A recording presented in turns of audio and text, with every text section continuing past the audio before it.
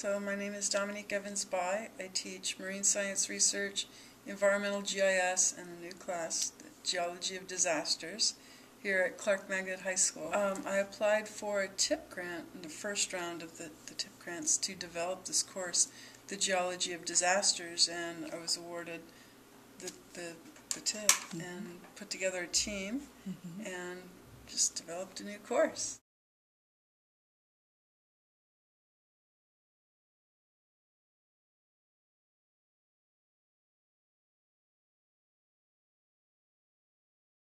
Well, the course meets the requirements for the A through G requirements, the UCOP.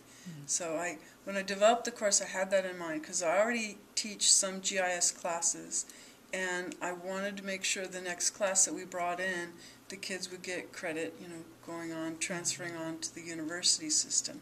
So I went through some teacher training workshops on integrating curriculum and developed the course with all that in mind. So just now in the final stages of getting that approved for UC A through G credit. We're going for a G elective for the Geology of Disasters class. The kids really benefited from it. Even though the course hasn't been formally launched yet. The course will be launched in 2012. It's just fitting, the Geology of Disasters in 2012. I have piloted selected lesson plans in the classes, and the kids have, done these lessons, and they've created some really interesting projects, and they've submitted that to like the Lexus Eco challenge, and they ended up winning.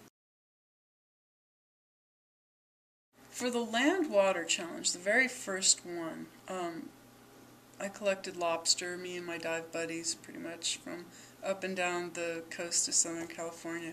We collected lobster, and then I gave it to the class, the marine science class, to take to the lab, the Hermes lab at CSU Long Beach. And the staff there at the lab trained the kids, supervised the kids in having them do tissue testing, tissue sample testing. Wow. So they tested the lobster tails for organic and inorganic contamination. And then when those results came back, the environmental GIS kids, the higher level kids, took the results and they used what they knew in GIS to map out, where the lobster came from and what the levels were in each of the areas that they were collected. And the lobster were different sizes out here, so they used Excel to do a weighted average. So they looked at contaminant level by lobster size, figuring the bigger the lobster, the more contaminants it's going to have. So we wanted to normalize that. So they mapped out different levels of all the different contaminants they found. They classified those levels with color codes. They mapped. They made these beautiful maps, and they entered it into the Lexus Eco Challenge. So they ended up winning $10,000 for the land-water challenge for that. And then the next project was air climate. So that's when I introduced HAZIS from the Geology of Disasters, and they were able to use HAZIS to do a flood risk analysis for schools in the Glendale Unified School District. Wow. And they tied it into climate change. They researched climate change, and they found that with the climate changing, there's an increased risk of floods and increased severity of storms. So they wanted to see how we would fare. And so they did that for HAZIS. And then they were able to take those two projects and combine them together with the LA County Department of Public Works and Generation Earth sponsors a contest called Streets to Sea Challenge. In this challenge, the kids, they look at a watershed. They look at their school as a watershed, and they see, is there pollution on their school? What sort of things? What sort of fertilizer, pesticides? What's on the school grounds? And how does that stuff on the school grounds flow through and get to the ocean? So they did it a little higher level. They used GPS, and they took the GPS around the school campus, and they GPS marked all the trash and stuff that they saw, and they made polygons of areas that were water, where sprinklers ran, and then they used HAZIS to bring in a digital elevation model And so they were able to generate a stream network of when it would rain, where would the water flow from the school to get to the storm drains, which they got from the Department of Public Works website. They downloaded a shapefile of the storm drains and the sewer lines and all that, and then they showed how that flowed to the ocean. So they made a poster showing, and basically connected the two, like what we do here on land flows to the sea and affects what we eat, and showed the high contamination in lobster as an example. Yes, they're definitely becoming more self-directed. And that's one of the things, like last year when we won the big grand prize. The very first one, I helped them out a lot.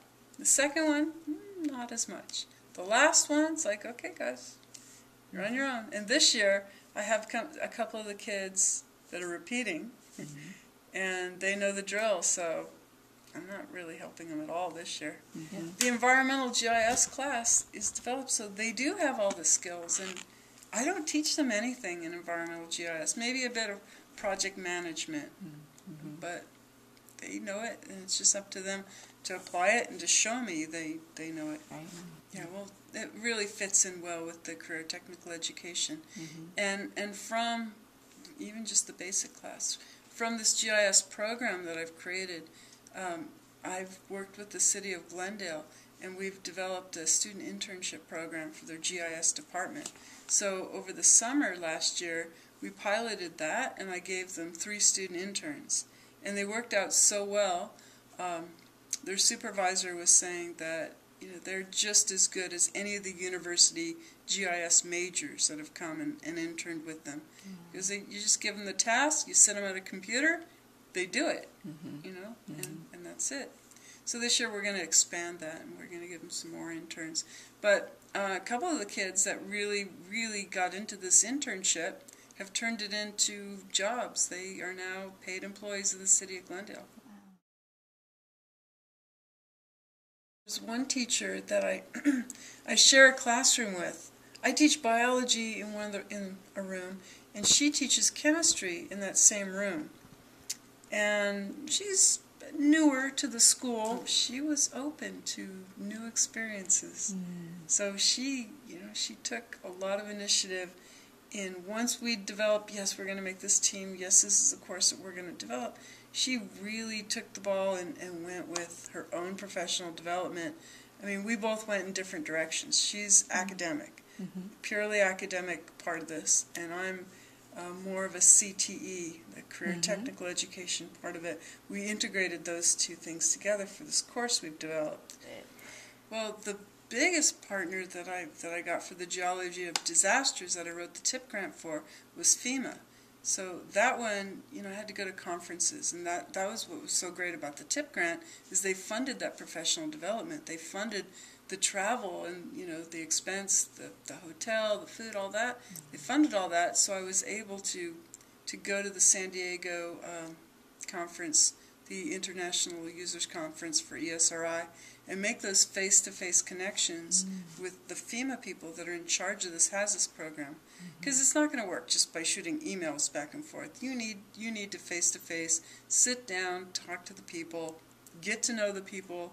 The program director for HAZIS, wanted to meet my whole team, hear about the whole thing before he gave his permission and his approval to use their curriculum and to use their training materials for a high school class.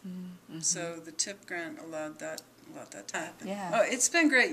We developed this course from nothing, from scratch, and we took it from start to finish. I mean, the whole process of writing curriculum and then getting that curriculum through the system. So that was eye-opening, getting the curriculum through the system, not just with the district, but also we got it through with the LA County ROP. So it's approved as an ROP course as well as a district science elective, and now we're just going for the UCOP, the A through G elective credit. As a leader, I've learned that I'm able to lead by example, and I've been able to follow through on, it's so easy to talk. It's so easy to have ideas, and it's so easy to talk about those ideas. And, oh yeah, we're going to do this, we're going to do this. And to actually follow through and to make it happen is takes a bit of effort, and it pays off. It pays off in the end. It's worthwhile. And I've also found that by operating like that and leading by examples, I've found that I've motivated others in this way too. Well, one of my team partners, I put together training here at school for the software that I'm introducing in this class, and I flew to Maryland to do, higher level, more advanced training, because I'm going to be teaching this to the kids. It's not just something I should be familiar with, it's something I should know inside and out. So I put the effort in to get that really high level training, and she did the same thing. She went through the effort to get high level training in her area of geology, and went ahead and got a whole new credential. And also I found that, the administration and at the district level, when they saw that I was really serious about doing this, not just, oh yeah, we should do this, and expect them to do it all, when they saw that I was serious and they said, well, in order for this to happen, you need to do step A, B, C. And when they saw that I did that, I got a lot of support at the district level.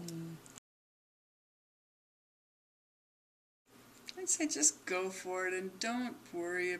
Just start in a small, pilot study. Don't make it a whole class, but make it a section of a class. With GIS, the easiest way to start is a free program called ArcGIS Online. There's no installation required. Just go to the website, and you could make some pretty interesting maps with the data that's already freely available online. And start there. I guess just that anyone can be a leader. You don't have to be bossy to be a leader.